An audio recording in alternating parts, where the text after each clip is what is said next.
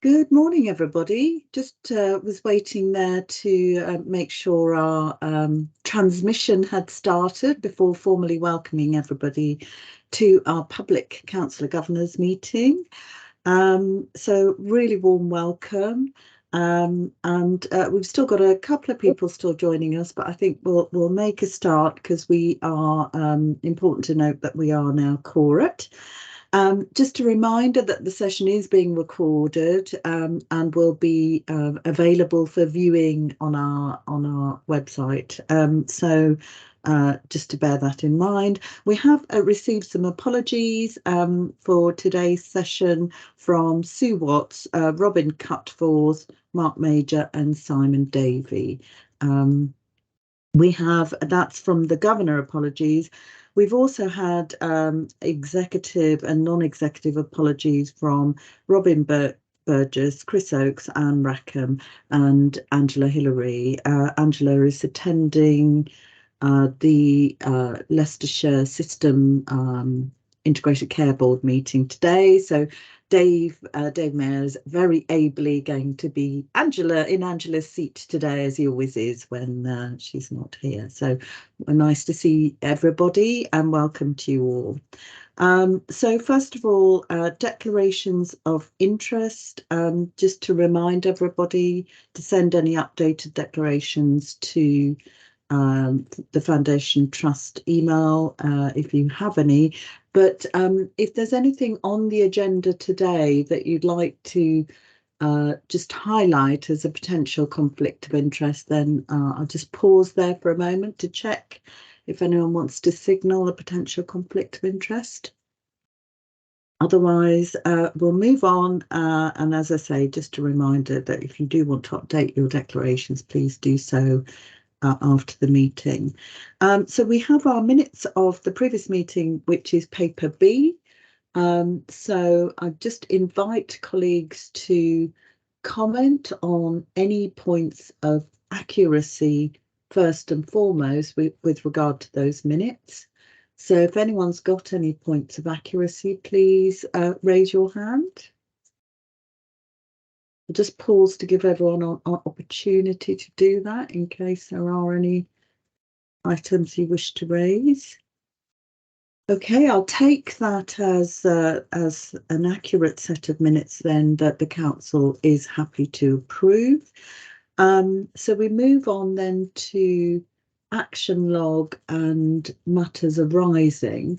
We had only one action, and that was from our COG meeting in July earlier this year, where we talked about the East Midlands Alliance and the role of the family ambassador.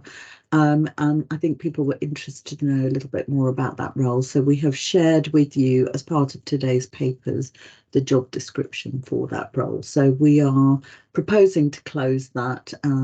Obviously, if anyone's got any further questions about that role following a review of that job description, then you're welcome to contact us outside of the meeting. Are there also any matters arising from the minutes of the previous meeting? Just check with you on that. Richard or Joe, nothing else that you particularly want to highlight at this stage? Great. Well, let's move on to our substantive business then. So as ever with the first section of our meeting is just sort of really dealing with governor matters, including constitutional matters. And at this point, I'm going to hand over to Richard for his report as Director of Corporate Governance. Over to you, Richard.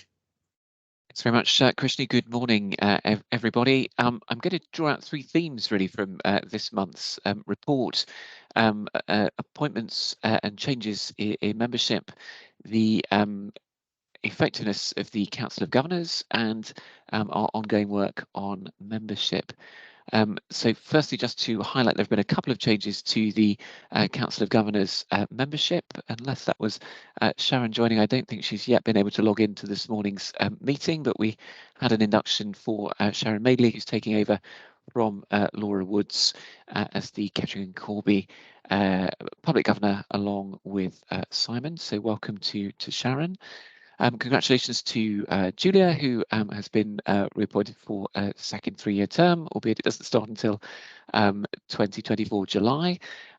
We had a really good discussion at the nominations committee, both about Julia's reappointment and about the arrangements that we've been putting in place to support Krishni, who's undertaking a chair role both here at NHFT and in our group partner at Leicester Partnership NHS Trust.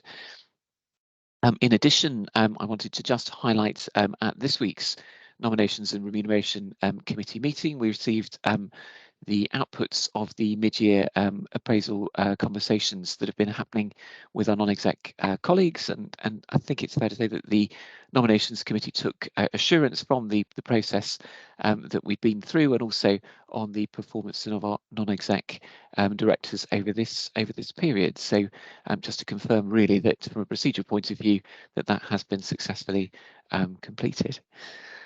So moving into the second area then, which was around effectiveness, as Krishni has just mentioned, we had a really useful workshop earlier this morning where a group of us, governors, directors and those of the corporate governance team, on the feedback that you'd all provided as part of the Council of Governors annual effectiveness review. Firstly, thank you very much for those that contributed to our online survey. We had a really rich selection of comments and feedback to digest this morning.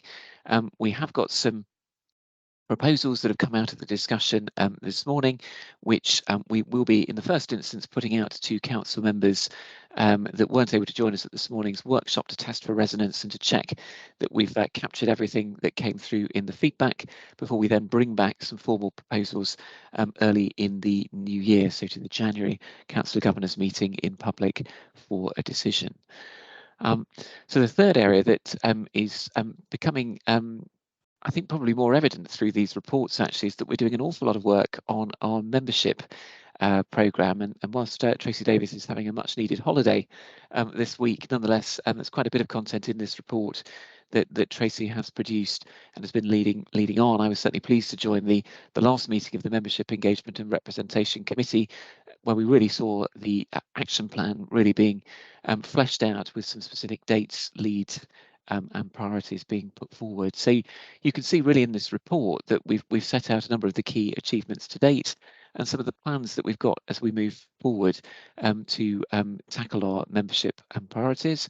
I just wanted to draw out the first of a new venture for us, which had been the new what we've termed constituency meetings. So this is where we are meeting locally, face to face in a particular area of the county. We've got one set of meetings happening in the north and one in the west, bringing together our non-exec colleagues and governors. We've held the first two of these during September and have received good feedback from those that attended, it being a useful opportunity not just to meet, but also to meet face to face on one of the trust sites, which we've of course not been able to do during the COVID pandemic. So we will be continuing these meetings as we go forward, and as I alluded to as part of the effectiveness review outputs, we'll be proposing how those slot into the menu of options that we've got for the coming financial year. I also just wanted to highlight again the pledges that governors have made and how we're proposing to take those forward. So thank you again to those people that have already made those pledges. If you haven't yet had the opportunity to do so, then we really would encourage any governors that haven't yet done so to let us know what they're pledging to achieve over the year.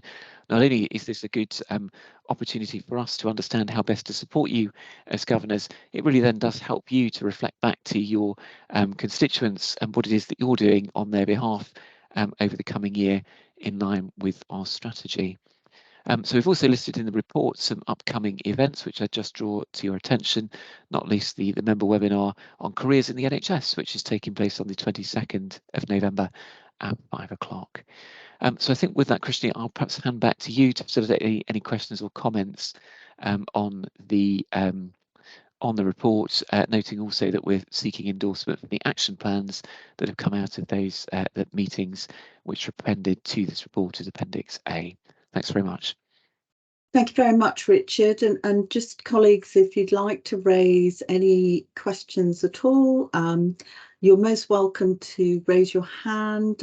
You probably need to use the facility on the menu to try and do that, because it's a little bit hard to see if somebody physically raises their hand on screen. But also, please feel free to use the chat facility if you want to ask a question. We might not pick it up immediately, but we will try and feed through questions from the chat facility into the meeting if you feel that just feels more comfortable for you. But we will read them into the meeting, if you like, so that everyone can hear, because obviously this is a public meeting, so we do need to reflect the comments into the public arena. Julia, I think, Julia, you wanted to come in?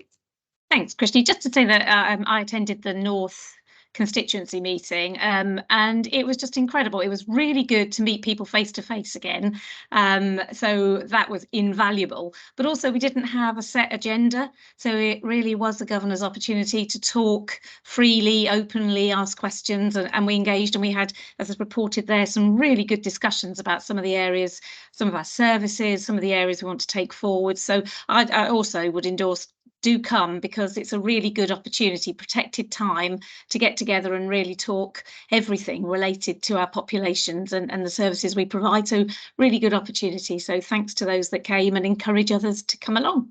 Thanks. Thank you very much, Julia. David, please. Thank you. Yes, also on the constituency meetings, just wanted to thank David Mayer and colleagues for following up on an issue which raised. It was a very small issue about the phone line for the sexual health service, which was taking ages to be answered. And I'd had some feedback on that. It's a very small issue, but it was phoned up, David. Thank you for organising all of that. And I dropped in and spoke to the staff, always being careful to make sure roles are clear. But they were very pleased. And so I hope that's a win-win and an example of a small issue that governors could be involved with. I usually talk about strategic questions, but this was a very practical one. Thank you very much. And David, thank you very much for bringing that to our attention. I think really helpful to be able to resolve that. Judith. Thanks, Prishni. Just really to echo what Julia said, because I attended the meeting in the west of the county, and I certainly really enjoyed meeting the new governors face to face and some of the older governors face to face. By older, I mean those who have been with us for longer. But I just really felt it important to re-emphasise that it's such a fantastic forum to not only get to know each other, but to really air concerns. And David, thank you for your question. And I'm glad that you found the, Dave, I mean, obviously Dave is fantastic, but I'm just really glad that, we were able to sort of facilitate that response for you. So please, to those governors who haven't yet had the chance, it would be really lovely to meet you and just get some discussions going. Thanks. Thank you very much, Judith. And Joanne Dalrymple-Smith had just put in the comments that it was a great opportunity to learn about other people's experience and what their interests were as well. So it sounds like they were really positively received, and I think that's a fantastic new development that we can build on. And just on that theme, I noticed that one of the suggestions from a constituency meeting was for governors to gain understanding of public health, and actually just a thought really. I'd be bring David Williams in here because he might have a view on how we might do that, but bearing in mind that I believe that the integrated care strategy for Northamptonshire is sort of based on public health data and is built on the JSNAs. There's just something in my mind about building on some of the ideas that people have had about constituency engagement as well as governor engagement through these, whether and very clearly there's now a west and north set of data, so actually it might be quite an interesting sorry, I had a slight technical issue there. It might be quite an interesting opportunity to have a sort of member and constituency webinar based, to bring the integrated care strategy to life. So just a thought, and I'd be interested David, if you have a view on that as well, because I think it's linked back to the public health data for West and North, isn't it? And each local authority area will have their own JSNA now. Is that right? So yeah, that's absolutely correct. I think it's a really good idea. It will help us focus on place, bring together some of the conversations about how things are working through. There's two bits that I think are worth just briefly mentioning around all of this. One, we've got a system population health board, which is looking at what are the big things we need to look at, how do we tackle them. And we've been talking as senior leaders about more that we can do around inequalities and being clear about how we can make differences in different places and ways of working things through. And then the other bit that Dave Mayer and I have been working on with colleagues is about NHFT's health inequalities framework and how we want to interpret that into the work that we can do in NHFT. So I think we could probably bring all of that into a useful webinar and share with people, and then think the local voice is incredibly important about championing what's out there, what's going, and that makes a big difference to helping people live their lives in their communities.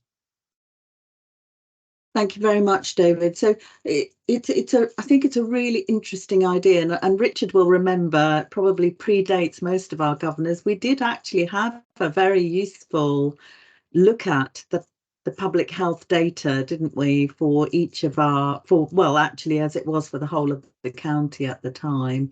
I think we had the Director of Public Health involved in one of our workshops. So perhaps, that is some time ago. So if we can build on that idea, I think that would be really interesting, and hopefully will our governor colleagues who wouldn't have been part of that. And a lot has changed since then, because obviously we have North and West as a local authority areas as well. So really interesting to perhaps think about how we build on that. So thank you. I'll just bring a couple more people in.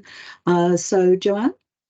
Thanks, Krishni. It's interesting you bring this up. So we use the JSNA data as a starting point for our discussions in the Northern meeting.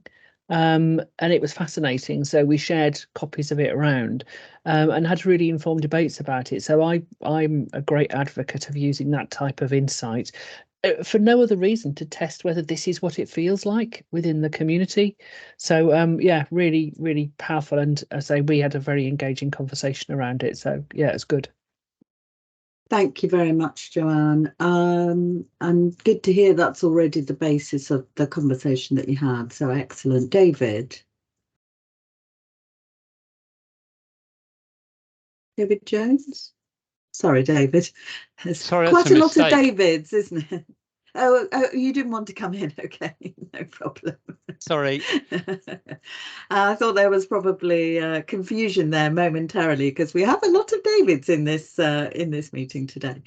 Brilliant. Right. Have we had everybody, or is there Matt? Did you want to come in at one point, or yeah, I did put my hand down because I'm going to be talking in a little while, but I'd be happy to try and to volunteer Sally Burns, the Director of Public Health from the West, to come along and talk about the wider determinants and following the conversation there, and that links very neatly into what I was going to say actually as well.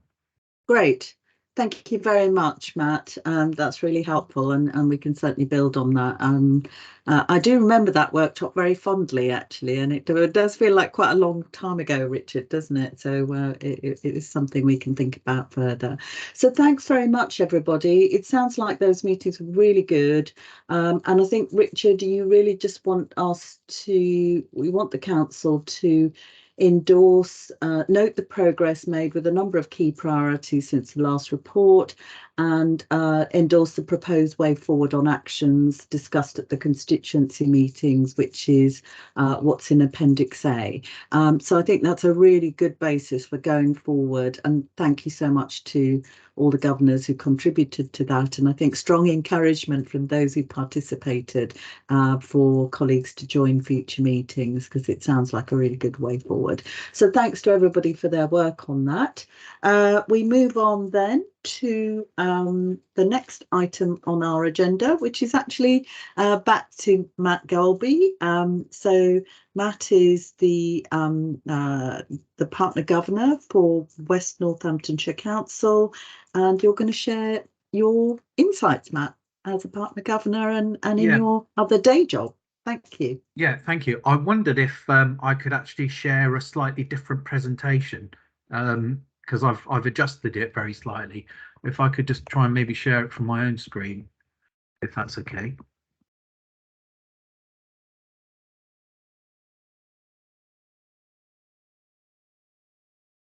There we go. There we are. Lovely. Over to you then, Matt. Okay. So can everybody see that okay? Yeah, brilliant. Yeah. So I'm, as Krishni said, Councillor Matt Galby. I'm the Cabinet Member for Adult Social Care and Public Health at West Northamptonshire Council, and I'm obviously a partner governor here with you guys on NHFT. So I've got a few slides, so I just thought I'd talk a little bit about my roles and responsibilities, and start with a bit of my experience, if you like. So I have, as an elected member, been around for a little while. I was first elected in 2009 to Northampton Borough Council, and then Northamptonshire County Council, and I've also been a parish councillor in Duston for 15 years, which is quite remarkable, really. I can't believe how quickly that time goes. But and one thing I was going to say is that given that a bit of reflection is I've seen a lot of people come and go, especially on things like parish councils. And if I was ever going to offer any advice to people about working with people, it's just to try and accept people for who they are and what they represent. And if you can do that and try and find a way of working with them, whether it's a political view or it's just their background or whatever, that has served me quite well, I think. And you know, people can get really cheesed off with people, if you like, and get if they don't agree with them, and just say, well, I'm not doing this anymore, and they just go. But anyway, some of you may know that I was the last leader of Northamptonshire County Council. After it went wrong, my group made me the leader. So I was the leader for the last 3 years, and I had a hand in putting together from a clean sheet of paper the 2 new councils. So I've seen them literally from a blank piece of paper, and if anybody was going to ask me, and they do ask me regularly now, so is it better now than it was before? I think that we've got much more of a focus and a handle on our communities, going back to the comment that was made a minute ago. And if anybody's going to ask me my politic, I'm a Conservative. I'm elected as a Conservative, but my real politic is about community and what we can do to support and develop our communities, which is why I've stuck around on places like Duston Parish Council, and I'm really into the work that I'll show you in a minute, to do with things like our local area partnership and the work that we're doing at a real low level community level. But anyway, so my role within the council is also to support and challenge our Director of Adult Social Services and our Director of Public Health. So the Director of Adult Social Services is the statutory officer that's responsible for the whole service, and that's Stuart Lackenby, that some of the colleagues will have come into contact with, and also the Director of Public Health is Sally Burns, and we work really well together. But one thing I'm conscious of is that having been around for a while, officers, we have some very good ones. Stuart and Sally are excellent, but officers come and go and they'll move away again, whereas us as local elected members, we've got that vested interest in the place because it's where we choose to live, it's where we choose to bring up our family, it's where I'm going to grow old and my family are going to grow old. So, you know, my perspective is always on sort of community and what we're doing to support and enhance and help it through whatever means possible. My role and the role of Stuart, we have a lot of statutory responsibilities. The council does in adult social care. We have the Care Act that states a lot of the different areas that we need to do enact to support people. One of the things that's happening at the moment is there's a consultation on our carer strategy, and one of the things that's been happening is that there's just been some sessions where we've invited people to come along, talk to us, to say, well, how can we support you more, what can we do better, what doesn't work, to really try and listen and involve and sort of co-produce work with people to make sure people's voices are included in strategies and things.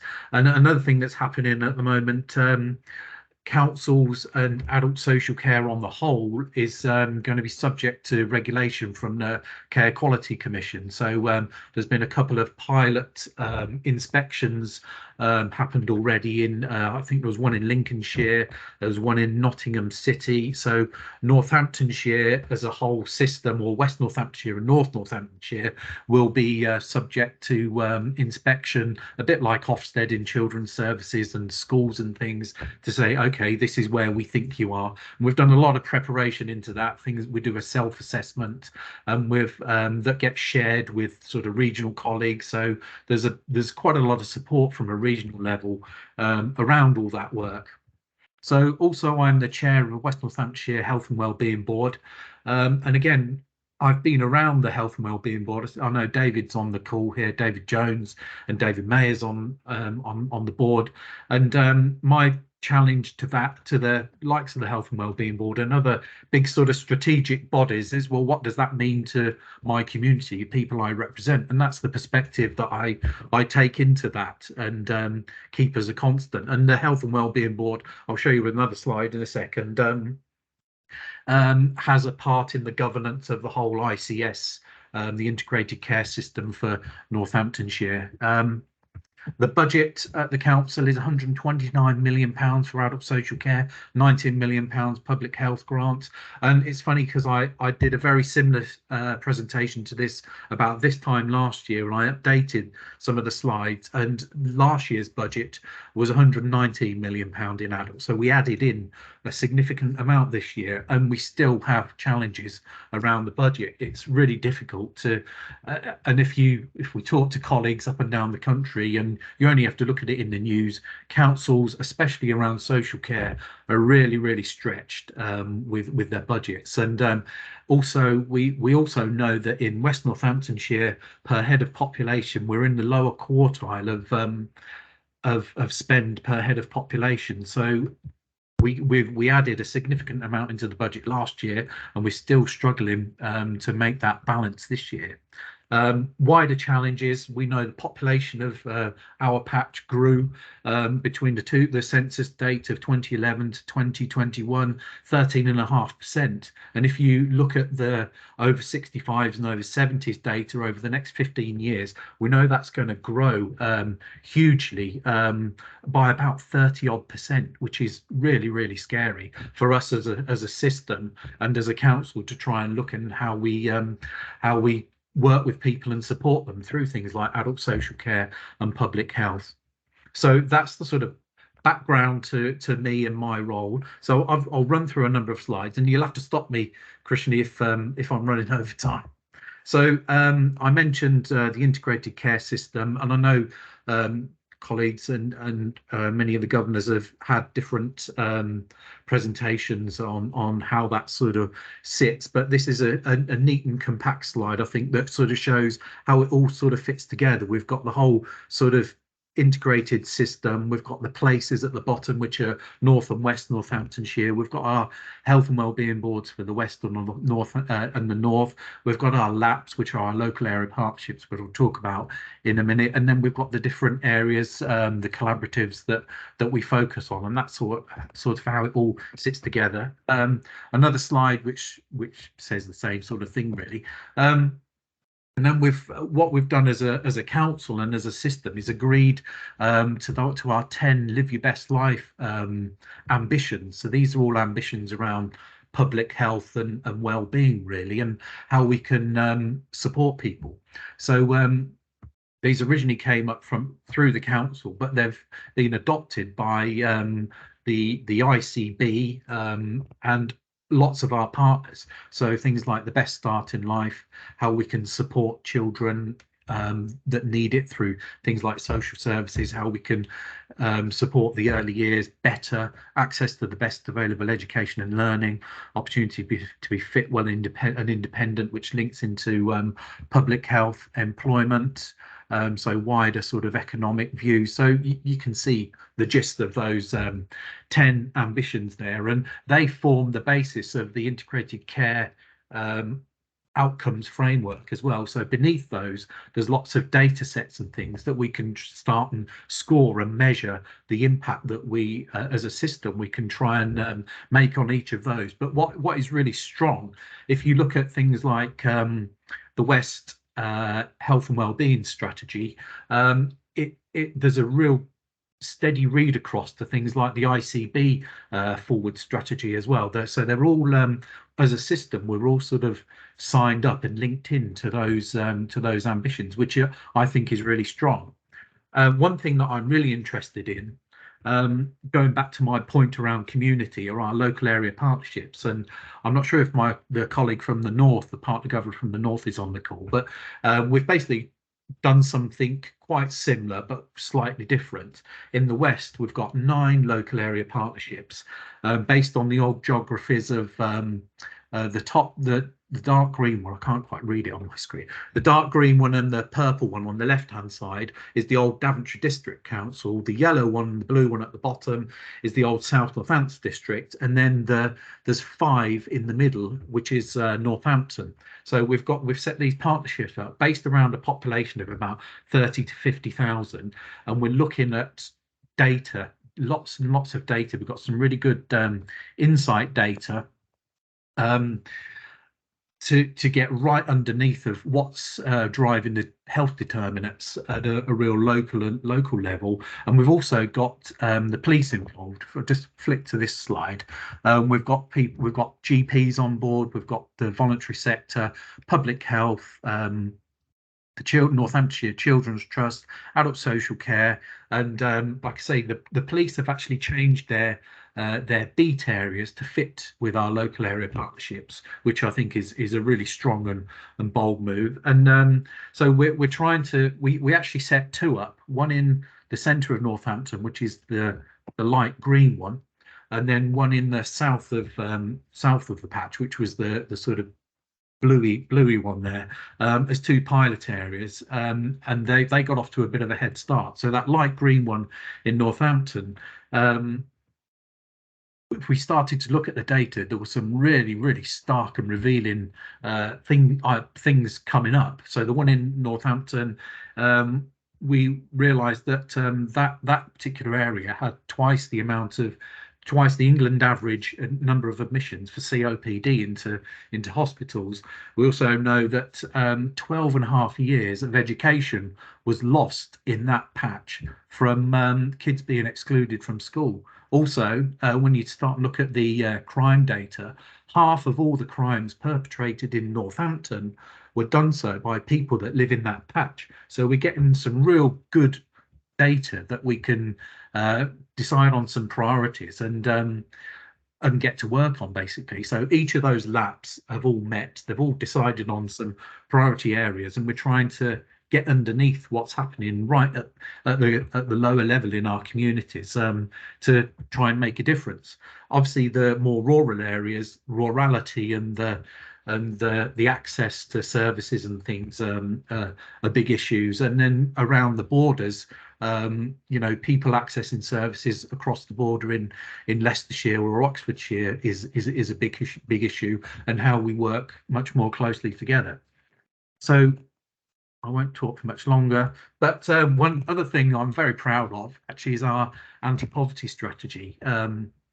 So when we first became a council, Jonathan Nunn, the leader, asked me, because it sits with my portfolio really, if we could produce an anti-poverty strategy. So we set up a cross-party working group. We brought in the voluntary sector and anybody else that was interested, frankly, to get to work on pulling together an anti-poverty strategy. And we've done that. And this was just before the Ukraine war started and the real sort of acceleration of the cost of living crisis. So we had a bit of a head start and putting together a lot of infrastructure to help and deal with stuff people were going through. So we've come up with 3 priorities. One, what we can do to help prioritise people and local services around the needs of people now. 2, what we can do to help people prevent people from falling into poverty, and 3, what we can do to influence government. So the first year and a bit, we've really focused on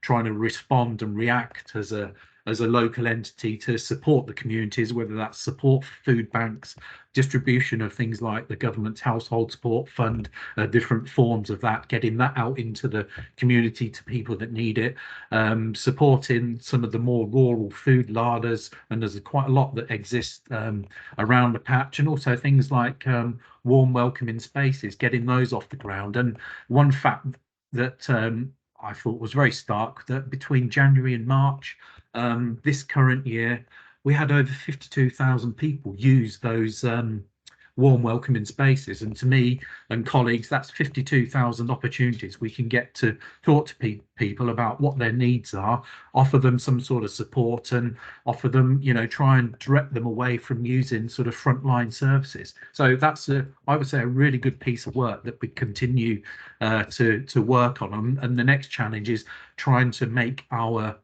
system to help support people through the anti-poverty strategy just a little bit more sustainable. So finally, a lot of the work that I've talked about that we're trying to get involved in is to reduce the impact on the system, to try and keep the population as healthy as possible through getting more preventative, trying to help people not to turn up at the front door, and to make a difference in our communities. So I could carry on for ages, but I'll stop there. Thank you. Thank you very much, Matt. That was really, really good, really interesting, and great to get your perspective.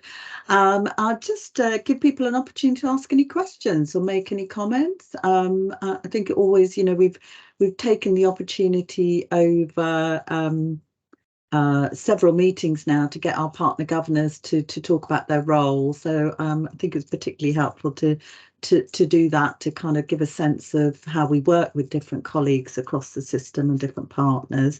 And I do remember very fondly, Matt, how in the days when you were the council leader, how you very kindly came and spoke to our council of governors then, actually, which was very much appreciated. When I think there were the financial challenges were causing some concerns, I think, for people's constituencies, and it was really helpful that you came and spoke to us then. So I know you've been associated with us for a long time in one shape or other, and very welcome. So right, we've got a couple of questions and comments. Saqib, first of all. Yeah, thank you, Matt. That was a really insightful presentation, and the bit that I really liked especially was on the anti-poverty at the end and the warm spaces, because again it shows, I think, especially like at an ICS level, everything connecting together, health partners and council partners. And something that I do in one of my day jobs, I'll like to follow up with you on the anti-poverty, because that is an area that I'm working in. So I'll look up your email, and so hopefully you'll be getting contact from me. But thank you, it's very useful. Thank you, Saqib. And of course, very much, you know, I know Naomi as somebody who's the ICB chair, who's worked in poverty as a poverty advisor. I think she would say there's a very strong link, isn't there, between people's health and poverty and those circumstances of deprivation. So actually, this is all about wider determinants as well, which is really important. Joanne. Thanks, Krishni. Councillor Golby, that was really interesting. I think what you've hit upon are some really important themes which us as a collective need to start to think about how we make system change, because at the moment I think there is still a series of parallel tracks that we're running along. So the determinants of health is inevitably something that I get a bit obsessed about. And I think just a question back to you really, which is, what is there that we can do as a trust to support you and your colleagues to address some of those issues around the broader determinants, so that we can all try and catch people earlier back in their sort of journey to deal with some of these inequalities, and to pick up on some of those sort of postcode lottery things that you were hinting about? Yeah, Yeah, that's a very good question. And I think your NHFT already does that. You know, I think one of the beauties, and this gets slightly controversial, I guess, is that Northamptonshire, we've got that single county footprint of an ICS, and I know there's quite a lot of joined up work in with Leicestershire and Angela's role, and there's some been some sort of joint appointments over the acute hospitals recently. But I think as a system we work quite well together. There's some inevitable challenges given all the different areas that we work in and that we represent, but I think it's just to be open and to listen really, and to get involved.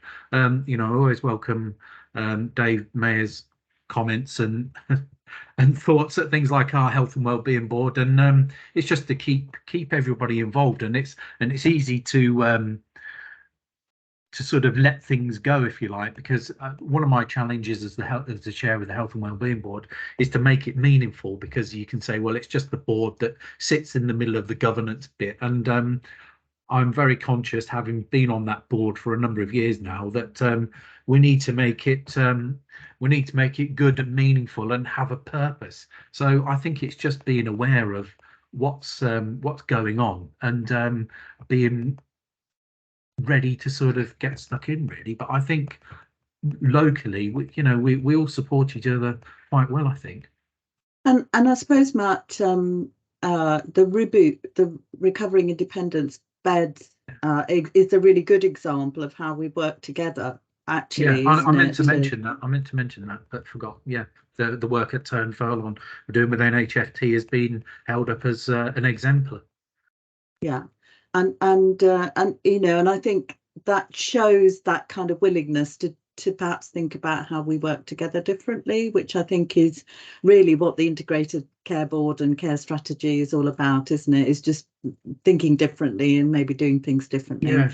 And to me, a lot of it seems very obvious, really. You know, it's been sort of been through Parliament and made law that we've all got to work a bit closer together on these different areas, and it seems slightly ridiculous that had to happen to sort of force it a bit. But it's just being open to ideas and thinking a little differently, exactly as you say, Krishni.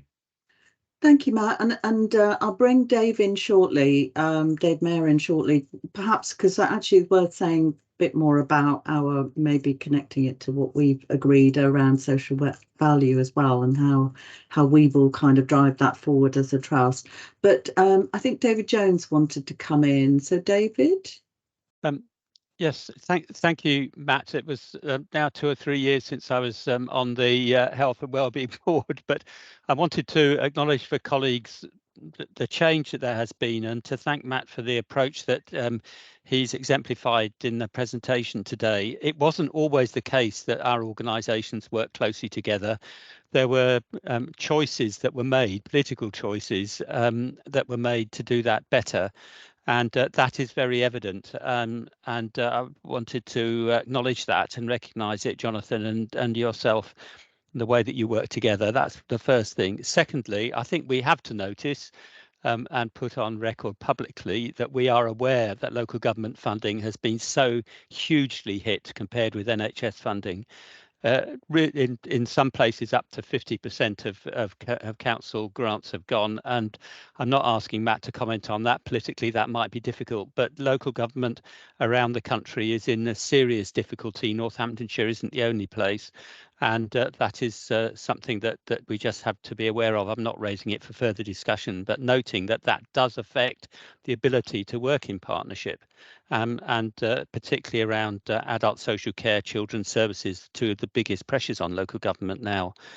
And thirdly, on the public health side, the public health role of the council is really crucial. Lucy, before as Public Health Director in the County Council, and now produce really important analysis, which I've found really helpful in the past, and it's good that we've raised that elsewhere, and it helps to shape how we work in partnership. So the point Matt, is to thank you for that presentation and recognise the partnership commitment, which is really essential and which the public actually want. They don't care which agency is delivering things. When they have difficulties, they want somebody to do the right thing. And we have to organise ourselves to make sure we can do that. And it's nice to see that we're getting towards that. Thank you. Thank you very much, David. Thank you. Final comment then from Dave Mayer, please, Dave. Thanks, Christine, and thanks, Matt. It was a great presentation and brilliant reminder of the Warm Spaces work that we did. I know we worked together on identifying some trust sites as well to form part of that. I just really wanted to endorse kind of the joint work really that we do together. I think it brings real, local authorities operate at a hyper local level, and NHFT does too. We operate really locally. We work in people's houses. And we run centres and community hospitals across the county. So in many ways, we are left to your right in terms of looking after patients' needs in that sense. And I think that brings real opportunity and additionality, as Krishni said, where we can bring beds and colleagues together to work on integrated care models. That's a fantastic example of delivering care to individuals in a really personalised way. So the future is really bright in that space for us. We're really excited about the local area partnerships and how we understand the needs of populations at a hyper local level, and really look forward to doing that work with you at the Health and Wellbeing Board. It's really rich territory, and I do view us as, and the trust and the board will endorse this, that we are a dispersed organisation. Localism is what we do, personalisation is what we do, and that's what local authorities do too. So it's just great to be working with you, and great to hear all this work laid out as well. So thank you. Thank you. Thank you very much, Matt. And there's just some comments which I'll just sort of bring in as well before we close. So a comment from Scott Adams, one of our non-execs. Really interesting to get that depth of perspective. Found that very enlightening.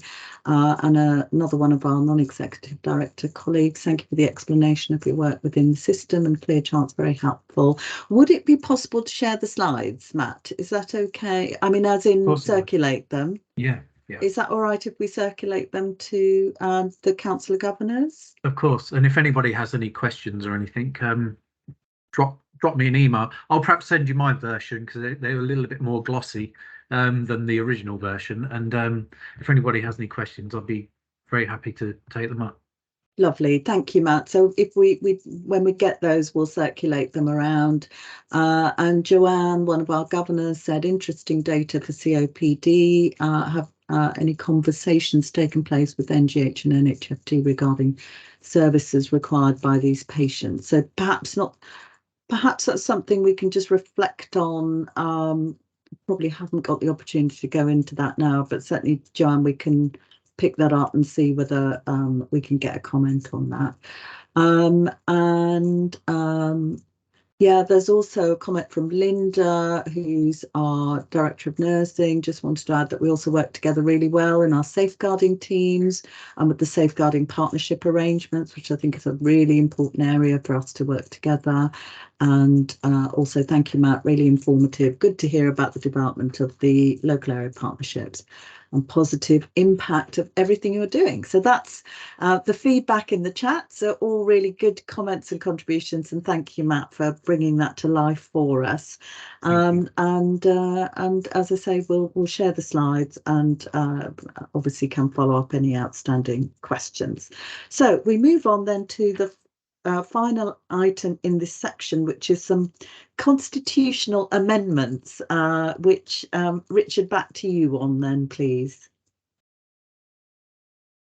Thanks very much, Christy. So yes, whilst this might not be the most interesting item on the agenda, it is quite an important one, as it obviously relates to the Trust Constitution, the key governance document for us in running our affairs. So we've, with thanks to Peter Howie, who many of you will know has been doing some work with us on our bank, Peter has made some changes to our constitution, which we're proposing this morning for your consideration and approval. Thankfully, I'm not going to read out all of the changes, but we've helpfully set out in the cover paper the stimulus for the work. So, namely that the constitution hadn't been reviewed holistically for a period of time, largely due to the COVID pandemic, and the nature of some of the changes that we've made to bring ourselves up to date with the latest legislation, and to reflect more modern terminology in terms of use of pronouns, etc. So you can see set out in the paper, Appendix 1, I think, is probably quite a useful summary of the specific changes that have been made, which, as you can see, are reflected as those sort of stimulus points in relation to legislation changes, pronoun changes, and tidying things up. What you will note in there is the change concerning the lessons learned from the Annex 6 work that we've been doing. So I think the council had reflected on an instance where somebody had breached the constitution by virtue of ill health, and would unfortunately therefore in the old version of the constitution be precluded from standing again in the future as a governor. I think everybody reflected this probably wasn't appropriate, and indeed therefore in paragraph 6.39 we've made that change, which, subject to agreement, we would then enact, that would enable a governor that had been breached the constitution due to ill health to stand again in the future, of course, should they be fit to do so. In Appendix 2, then, you can see the specific changes that we are proposing as track changes in the document. Subject to the council's endorsement of these changes, we would put those changes to the board of directors at the end of the month. And again, subject to the board's considerations, the approved version of the constitution would then become live from the end of November. So I'll probably stop there, Krishni, and take any questions on any of the specific changes that we're proposing. But yes, we'll ask for the council's support for the changes as proposed in the document. Thank you. Thank you very much, Richard. Do you want to say anything about the reasons for some of the constituency changes? Because there is some changes to staff classes, for example. So I just wonder whether not every governor will remember that we agreed to that perhaps a year ago or something like that when the last effectiveness review was done. Yes, my apologies. I think that's one of the disadvantages of being here an awfully long time. You forget that actually not everybody's been on the same journey as you. So yes, we are proposing some changes here in terms of the staff constituency. These actually stem from the conversations that we had together with governors probably about a year ago, actually, in terms of how to tackle some of the issues that we had with vacant seats, and how to ensure good representation across our constituencies. And with the staff constituency in particular, we historically given equal voice, I guess, really to different members of our staff body, so doctors and dentists, or nurses, or therapists, for example, even though perhaps a greater proportion of our staff are nurses and AHPs than doctors.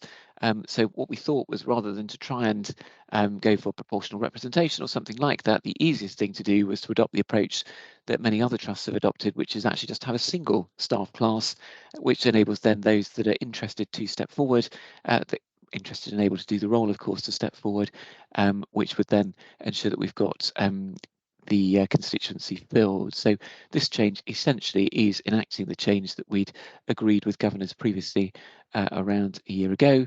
And the other change then, again, we'd had lots of discussion about how we can maximise membership and opportunities to become governors, and we were proposing to adopt a model that is actually pretty common right across the NHS, which is where staff members, rather than having to elect to become a member, are a member by default unless they opt out.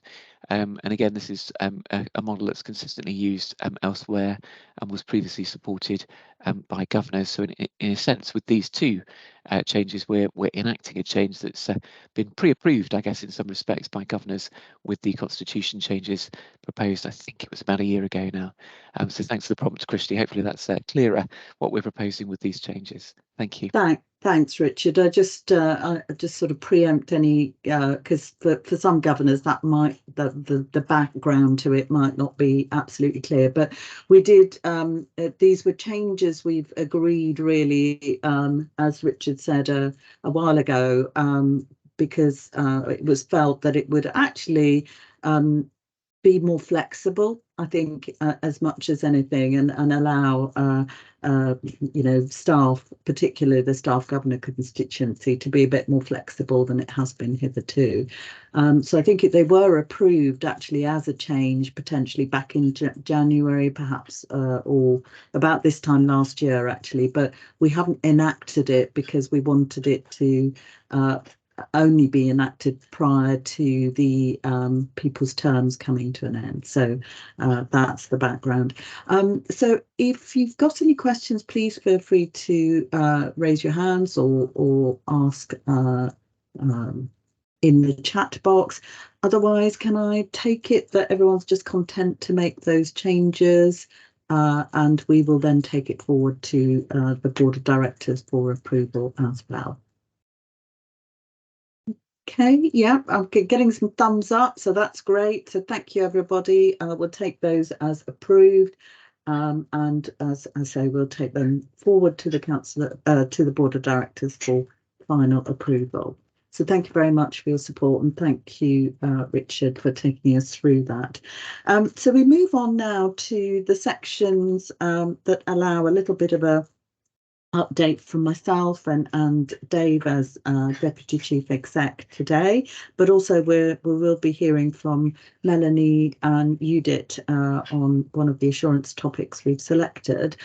Before I hand over to Dave, I just thought I'd take the opportunity to mention that I'm now, I suppose this is I think the first council. Well, not technically. I mean, I think we had the Council of Governors in September, and I just started my new role, technically, I think, as joint chair of LPT and NHFT, and just really to say that I'm just to reassure you that hopefully you've actually seen that it's very much a role that I can conduct whilst undertaking the NHFT role as well, and I think what we're going to be doing is talking about what opportunities that role brings for us as two organisations, and including things like perhaps looking at joint board development, that sort of thing, so that we can think about how we make the most of the joint chair opportunity, whilst of course recognising that both organisations very clearly face into their communities and will continue to be standalone in many respects. So just wanted to say that I've been enjoying it, and very much welcome also Julia's support as in the enhanced deputy chair role. I also wanted to mention that earlier this week, so on Tuesday, we had a lovely event at Cransley Hospice Trust, which was celebrating their 25-year anniversary as a hospice trust. Obviously an important partner for us, and actually the celebration was attended by His Royal Highness the Duke of Gloucester. So it was very high profile, and we had our staff there and the Cransley Hospice Trust staff together, very much working in partnership, as well as representatives from the local authority and from the Integrated Care Board as well. So it's a really great partnership event celebrating a very important service that runs in our community, working jointly with Cransley Hospice Trust. So I just wanted to highlight that because that was took place on Tuesday. So on that note, I'll hand over to Dave, and Dave, you're going to present the highlight some key points from a chief exec point of view. Over to you. Thanks, Krishna, and hello again, colleagues. It's great to see friendly faces again. So I'm just going to do, I'll take the paper as read and can come back to questions on that. But if I do, something to be aware of, something to know, and something to celebrate. So a bit of a framework. So I think helpful for people to be aware, as Matt said, of the current financial environment that we're operating in, which is increasingly challenging. There have been a number of national meetings this week. Colleagues may have noted that there has been no financial settlement for the costs of strike action and industrial action. That is now being found within existing DHSC and NHSE budgets. So we have been asked to reset our financial plan to the year end. We're expected to do that by the 22nd of November. There will then be further chief execs meetings on the 27th with an expectations that systems move to a break-even position. So just to clarify what that means for us. So we currently have a value program in place looking to derive best productivity and best value from our services, and that's on target to deliver efficiencies of in around 12 to 13 million in this year. We then have quite a challenging recruitment and workforce position, which is currently costing in or around £800,000 a month in terms of agency costs. And this is a similar picture across our partners. That remains the pressured area for the system, and not just this system. So we have a challenge to establish how we will bring that run rate, that monthly expenditure that is not funded, down to funded levels, which will mean we will need to look at our services, look critically at things we do, ask ourselves about things that we can stop or pause, and for the long term, think about things that we can do differently. So, you mentioned your role, Krishna, in terms of work with LPT. There's some opportunities we will look at there for sure. And equally, we're doing work with Matt's team, thinking about integrated pathways, using our community hospitals differently and using those resources differently. So that's the kind of space we need to get to in the coming months and into next year and beyond.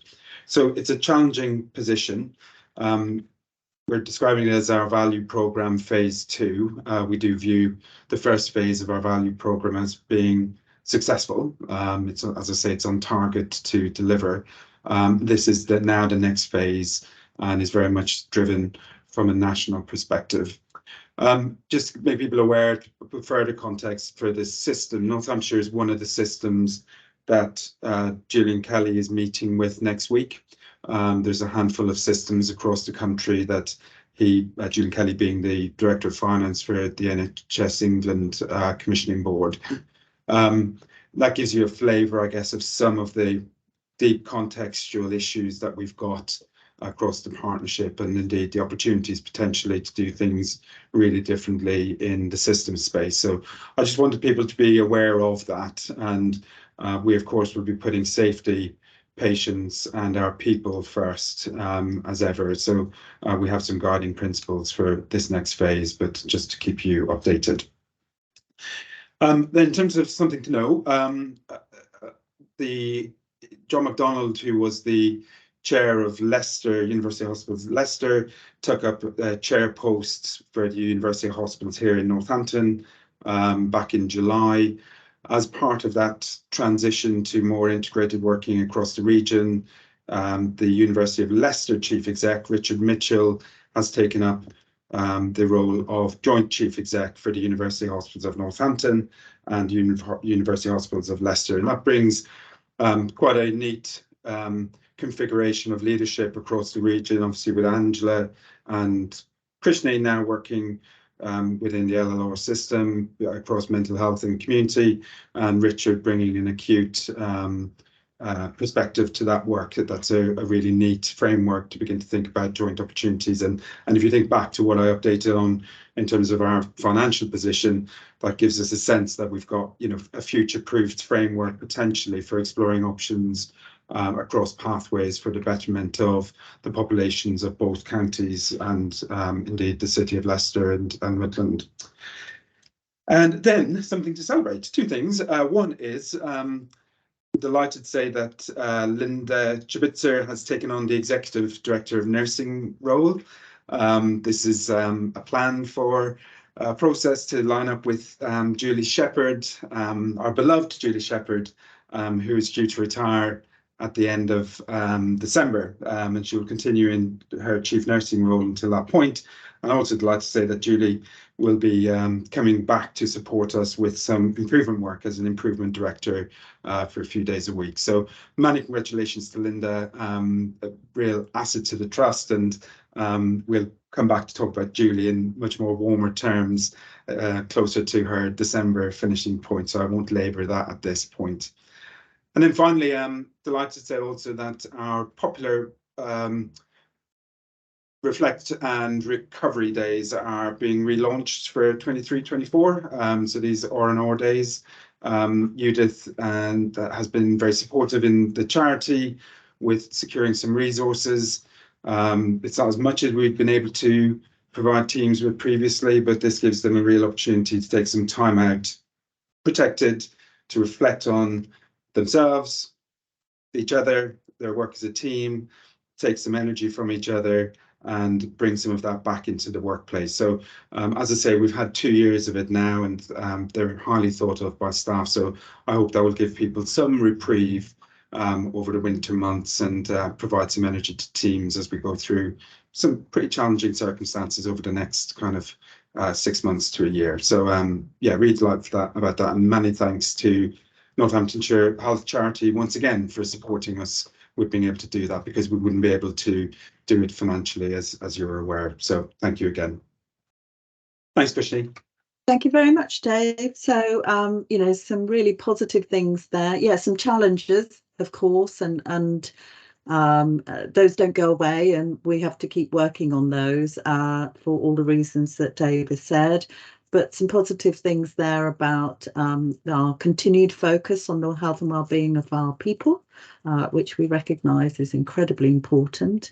And also congratulations to Linda. And I should say this is therefore Julie's last sort of councillor governors as chief nurse. So you know, we she's not going to be disappearing for all the reasons that Dave has said. We will be we're not letting her go completely. She'll retire and return in a different capacity, but this is her last councillor governor, so maybe a clap to reflect her contributions to this council. We probably can't all hear that, but at least we can see and enjoy that moment. So thank you, Julie, for I know over the years you've been to this council meeting many times over. I have, so. Yeah. Thank you, thank you all.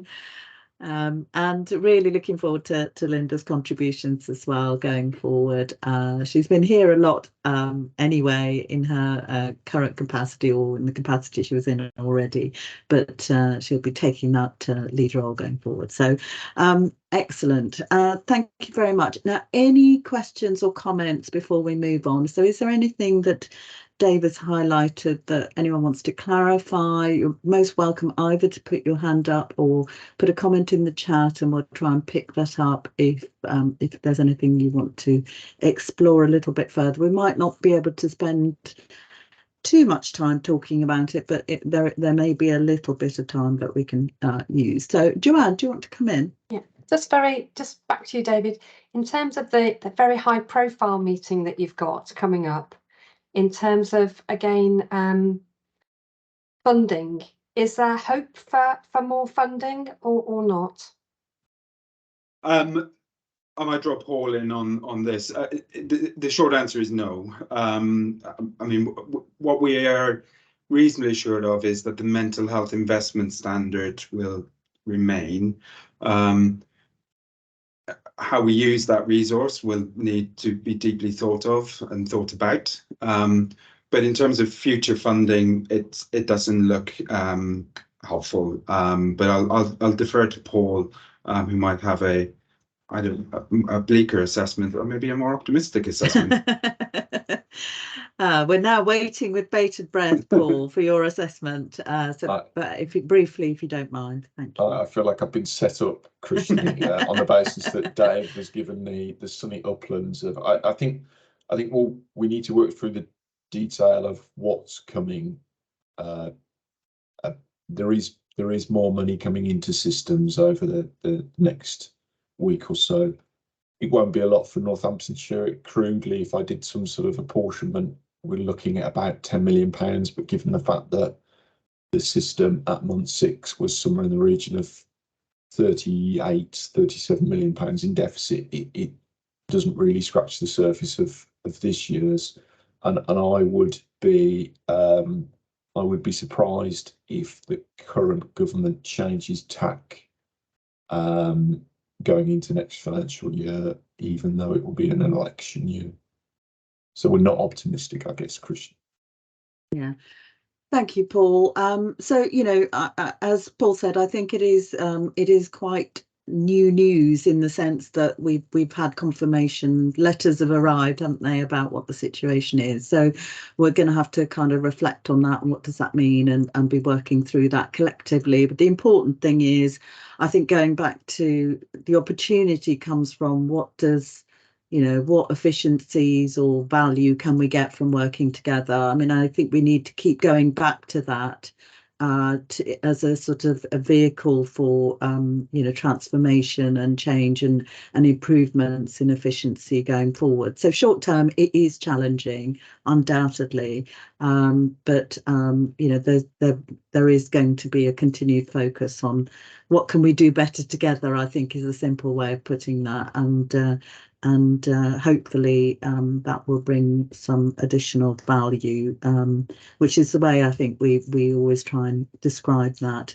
But we will continue, as David said, to be prioritising patient safety, and that's really important to say. And we've also been really clear that how important staff well-being is. And on that note, we are, in fact, the topic we've chosen today for some assurance for the Council of Governors is on inequality and workforce inequalities, particularly two areas, race equality and disability, and I think it's important to link that to well-being, because I think there's a lot of sort of connection between the well-being agenda and the inclusion agenda, which is what this topic is about. So on that note, I'm going to invite I think it's Melanie and Judith, but I'm not sure who's taking the lead, so I'll let you decide who's doing what. So over to you guys.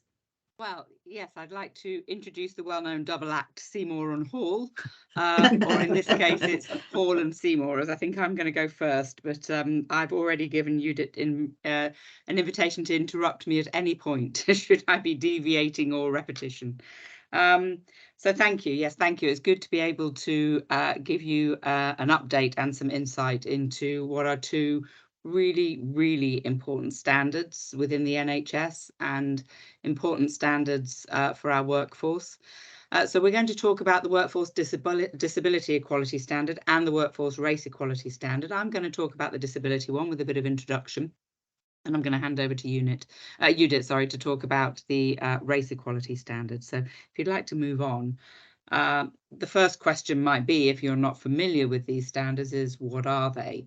And both standards are very similar in that they were put in place to ensure that employees with these particular protected characteristics have an equal access to career opportunities and receive fair treatment in the workplace.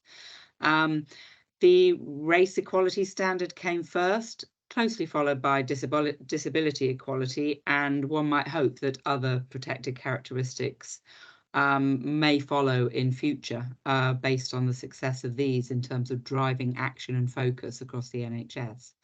And both standards have a series of metrics within them and measures which enable us not only to compare the experience of staff with these particular characteristics against staff of without those characteristics, and maybe that might be the majority of the workforce, but also it enables us to focus in on the areas where there might still be work to be done, and we can use the metric data to develop and publish action plans. And once we're rolling, and we are with both of these standards, you can then begin to do year-on-year comparisons, not only with your own progress, but also you are able to benchmark, particularly in the WDES data. We are able to share with you sort of benchmarking across peer organisations and indeed across the entire NHS. So that's what the standards are. And if you move on, thank you, Joe. The first thing, I guess, that you might say is, all right, so how does it work in NHFT, and how, as NEDs, do we gain assurance on the plans and progress?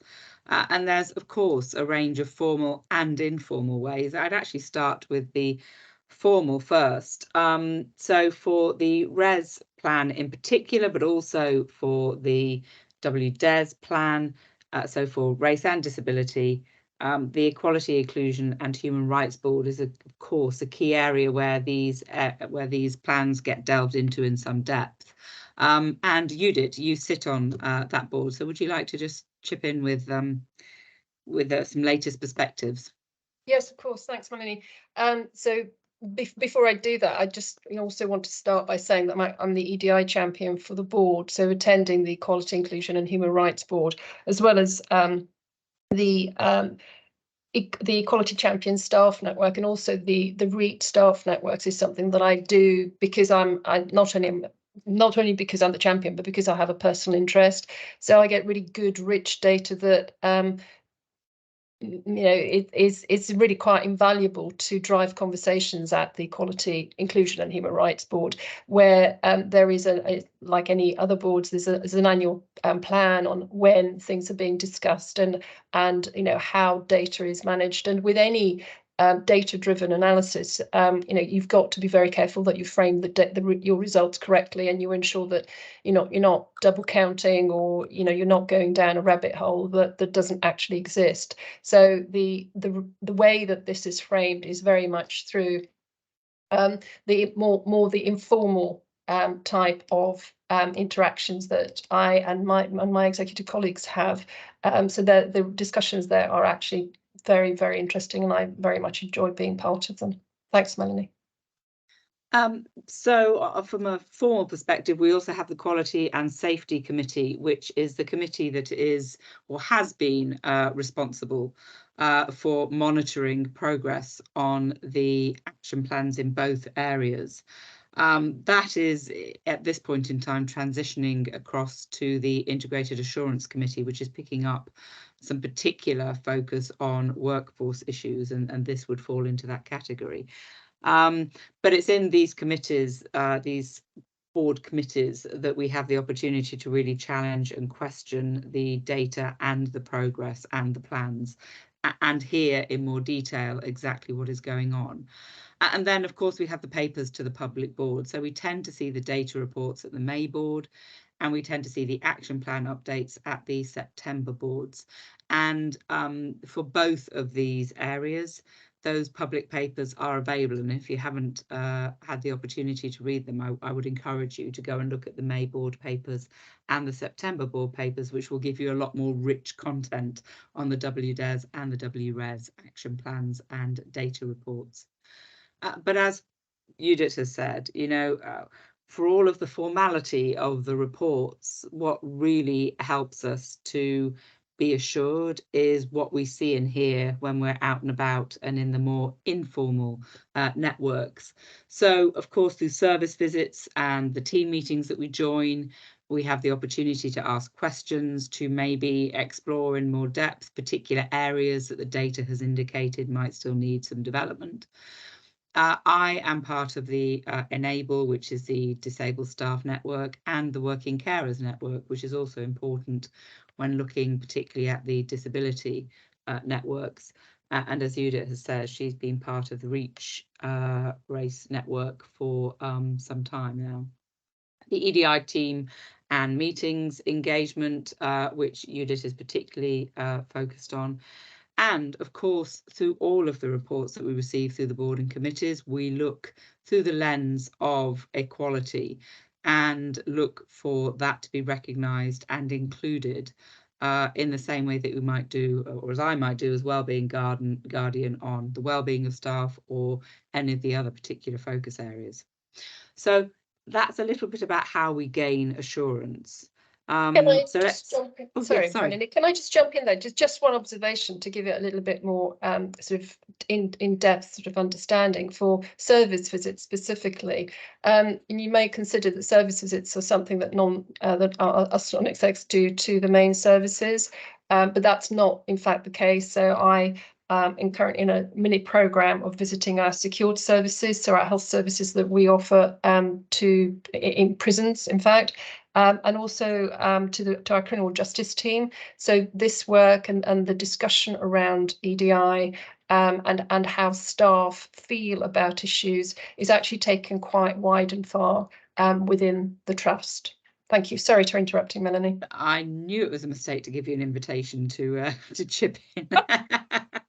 But it's a good point, because it's also worth pointing out that we don't also just do service visits to frontline services. We also conduct service visits to some of the office and back office, be that procurement, finance, IT, etc. And wherever we're out and about, it is important that we take the opportunity to just test the papers and actions and progress that we've seen on paper.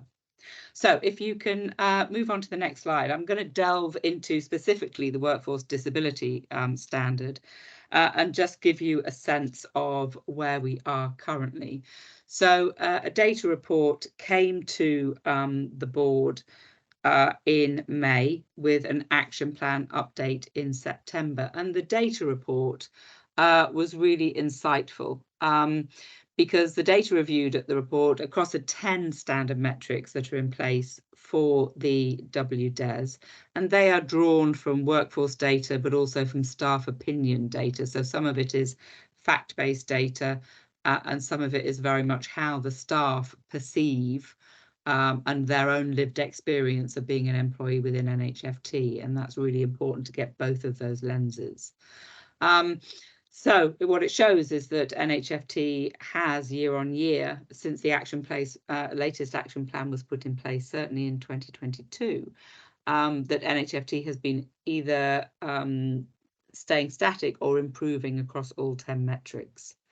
Now in September, the National WDES team produced data for all of the NHS, and that demonstrated that we're ranked 9th nationally across the NHS for our positioning on and progress on WDES standard, and 4th in particular for engagement with staff with long-term conditions, and 5th for making reasonable adjustments. So that gives us some assurance that the processes and steps and engagement that NHFT has done is making good progress. But of course, we never rest on our laurels, and there is always opportunity to continue to improve, and there are still certain areas where the data tells us that we need to focus. So the action plan, as I said, gets reviewed over September, and the action plan this time round demonstrated many completed actions, such as recruitment ambassadors, which, as I'm sure Judith will say, is critical to help and support the recruitment process to be as inclusive as possible, and also to support managers to address any conscious or unconscious bias that might unwittingly come into the recruitment process that disadvantages people with a disability. There's also been a programme of career development workshops launched targeting people with disability. The very successful reverse mentoring scheme that was mobilised for WRES has now been mobilised for to support senior executives and ultimately senior management and through to better understand disability and the perspectives of people working with a disability in NHFT. And one of the challenges that we have, Judith touched on it earlier regarding data, is that it's actually quite difficult to ensure that people who have a disability feel able or recognise that they should report it as an employee. Some people don't wish to make it public. Some people don't recognise what they have as a disability. It might be a long-term condition, but they don't see it from that perspective. So a lot of work has gone into promoting all the different ways in which you could consider yourself to need additional support and how you might report it through our electronic staff record. And there's ongoing focus, building on the success of the autism support guide. We're now working on living and working with cancer support guide. There is management training for recruitment equity as additional to the ambassadors, and we're developing action learning sets for leaders with the staff network, so very much co-production to support people to understand the vast range of disability and long-term health conditions that our workforce have, and how we can best support people to continue and progress within their working career. And finally, it refers to the annual WDES report, which I believe is now public on the website. So we have complied with that timeframe. And, you know, our focus and work will very much continue in this area. So with that, I'll hand over to Judith to just touch on the RES progress. Thank you, Melanie. Thanks, Joe, for changing the slide. I've got an eye on time, so I'm just going to try to address the highlights for this very, very briefly. So the for RES, the action plan that's currently in place was co-produced with the executives, the REACH staff networks, HR and trade unions, and one of the actions that actually hasn't made it onto this slide but is actually quite important and shows the maturity of the trust in relation to this this area is that we don't use, within the trust, we don't use BAME, Black and Minority Ethnic, as a tag, if you like. We've decided to use ethnic and cultural minority because we felt, in the staff network, very supportive of this, felt that this was more reflective and more accurate. So we have an action plan in place, which is regularly reviewed, as Manning has already pointed out. There have been some improvement, but this area, like the WDES, is an ongoing and, if you like, never-ending road, because there's always lessons to be learned. So the action plan that's currently in progress has a number of completed actions, just as for WDES. We've got 35 recruitment ambassadors, which Manny's already talked about what their purpose is. We have career development workshops to support ECM colleagues with developing their career and succeeding in interviews. We have disciplinary processes where our COO and our Director of Nursing, service managers, HR, and our cultural ambassadors review any concerns before a disciplinary process is started. And for this purpose, we've got 10 additional cultural ambassadors. So the additional progress hasn't actually made it onto the slides is we undertook a deep dive into ECM staff representation in apprenticeships, both clinically and non-clinically.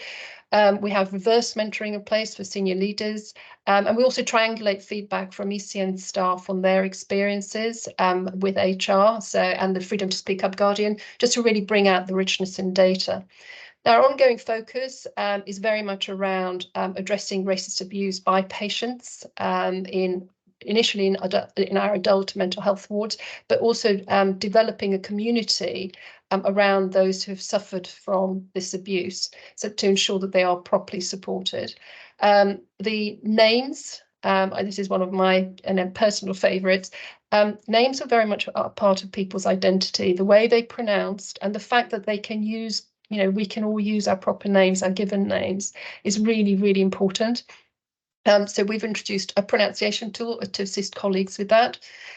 We've introduced an inclusive leaders forum, and members of the NHF staff networks and the chairs, they share learning and widen that inclusivity and culture. And operational managers are specifically supported in focusing on internationally qualified staff and training our operational managers in cultural differences. The additional progress that didn't quite make it on there is we're working on having a bespoke WRES plan to foster ownership, and we started with the adults and children's services.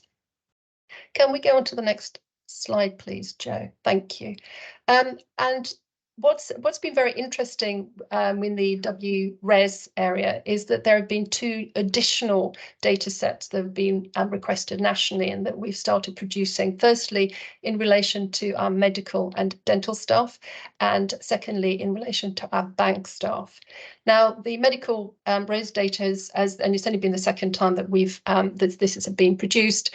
Compared to other staff, the outcome has shown that there is a higher proportion who experience and report harassment or bullying and abuse from patients, and there is a lower engagement score. So the action plan is very much focused on co-producing a plan to take a deep dive into this experience of work.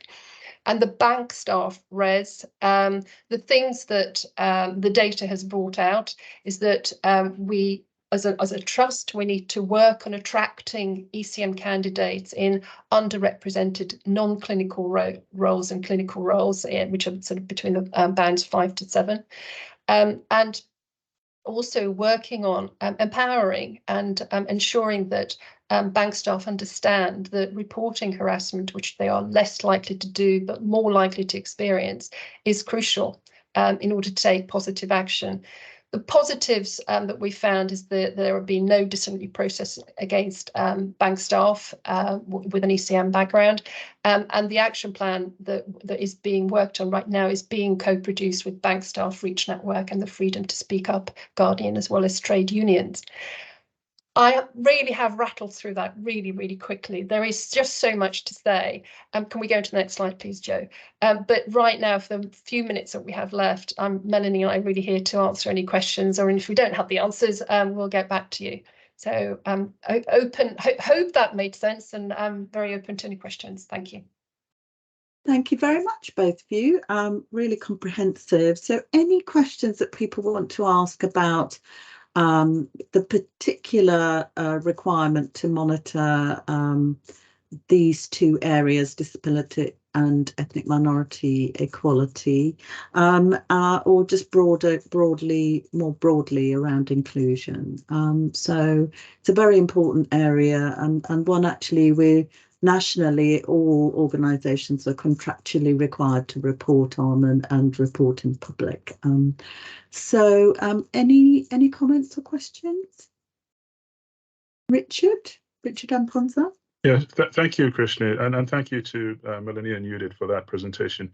I just wanted to mention that very closely related to what you discussed in terms of WDS and RES is the work that I know the Equality, Inclusion and Human Rights Board is doing on the Patient and Carer Race Equality Framework, which aims to enhance the experience of patients from ethnic minority backgrounds when they access services, because I think the data indicates that they have less favorable outcomes and are more likely to be detained, for example, under the Mental Health Act. I think 4 times more likely and 11 times more likely to be subject to a community treatment order, which basically enforces their return to hospital when there's a suspicion that they are maybe feeling or deteriorating in terms of their mental health. So I know there's a lot of work going on in that, and I thought I wanted to mention it because that is something that the trust is taking really seriously. And I think we are publishing some standards about it. We have, I think, till March next year to do that. But I know that Pauline and what's her name, David Ledger, are working very hard on that to make sure that the experiences of our minority ethnic background patients has improved. So yeah, I just wanted to mention that. Thank you. Thank you, Richard. I think that's a really important point to add to this. So obviously in the presentation that Melanie and Judith have focused on, it's very much about inequalities relating to staff. But Richard has rightly highlighted that there are inequalities in terms of patient experience, particularly specifically in relation to mental health services and other services. But the Patient Carer Race Equality Framework is particularly relating to sort of equality in the context of mental health services. So there is a lot of work going on, and I think Richard's right that there is an expectation that that's concluded in the course of this financial year. So really positive development, important development, because I think it's been long recognised that that the sort of experience of minority, ethnic and communities can be particularly black men, I think, are disproportionately detained, etc., as Richard has highlighted. Thank you very much. So I think we have a comment or question from Pat. So we'll take this as the final point before we close the meeting. Pat? Well, just sort of clarifying for me, really, with the staff networks, do you have like execs or NEDs who are like their champion for each one? Or is it just staff who are the champions? I don't know if I missed it in the presentation, but I was just curious as to whether the execs take, you know, are sort of taken on hand to sort of be champions for each of the networks. I can certainly answer that, Pat. Every staff network has an exec, a member of the executive board champion, and I think every staff network also has a non-executive lead attached to it. I think it's a board, just a board champion. Well, I think the accountability probably is for a board lead, but we actually go above and beyond, I think, within NHFT. And also there has been recently an extensive programme run by NHS England to support executive sponsors of staff networks with some online training and discussion groups. That's been going on over the last 6 months. So I think there is a real focus on ensuring that networks are adequately supported, be that with unblocking challenges, funding for initiatives, understanding the actions that need to be taken, etc. Absolutely. So Melanie's right. So every network is supported and resourced actually as well. I think it's important to say, so that they can function, and the colleagues who take responsibility for chairing it, because the chairing is done by members of the network and the networks choose their own chairs.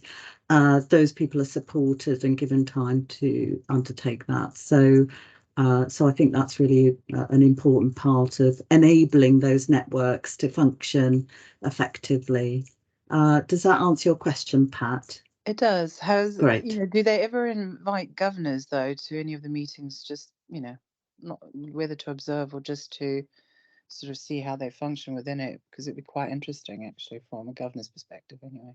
Yeah, so I think governors have engaged with, so I remember Wendy Richard engaging with the Reach network in the form that it existed previously, but obviously these are networks for the staff, so I think they have to feel comfortable that whoever is attending is somebody they want to attend. So Pat, if you're interested in going, there's no reason why we can't, you know, check that and enable that. I think, I'm sure colleagues would welcome it, but they drive their own agenda. So I've certainly been along to a network meeting myself, but only with agreement with colleagues. So that's how I would probably encourage us to manage that. So Pat, if that's something you're interested in doing, we can certainly look to facilitate that for you. David? Yes. Following up that point, Krishni, can we minute that governors really welcomed these presentations and pass back to the network groups, sorry if I get the language wrong, the governor's interest and continued interest and wish to be kept informed and support for the work that they are doing. It's really important that messages get back. I know this is a positive context, but we need to be explicit about that, I think, if that's agreed. Yeah, thank you very much, David. I think we can pass that back, and I think reaffirming the support of the council to the networks is a really important point. So for anybody, for board colleagues who are associated with those networks, I think it'd be a really important message to take back, and we can note that also at the board meeting, David, because I think that's a really important point. So absolutely, you know, really glad that you appreciated those presentations. Thank you to Melanie and Judith for a comprehensive coverage of this. There are obviously other networks, as people have said, and other areas in which we're trying to drive forward the learning and the benefit from doing the RES and DES analysis, as we call it. But very important areas of focus for the Trust. Thank you very much. We will bring now that item to a close. I don't have any other business that I've been asked to mention today. So in the interest of time, I'll just, I think, bring this meeting to a close. But before I do so, can I just say that it's just encourage governor colleagues to come along. I think we're due to start our private meeting at 12:15, so with a very short break. I don't think we've got a huge amount of business to cover in the private meeting, so we would expect to conclude that fairly quickly, I hope. But it's really important that governors are present for that, because there are some items for approval in that meeting. So I would really appreciate it if as many governors as possible do join the private meeting, which is in the other link starting at 12:15. So thank you everybody for your contributions today. Really appreciate it.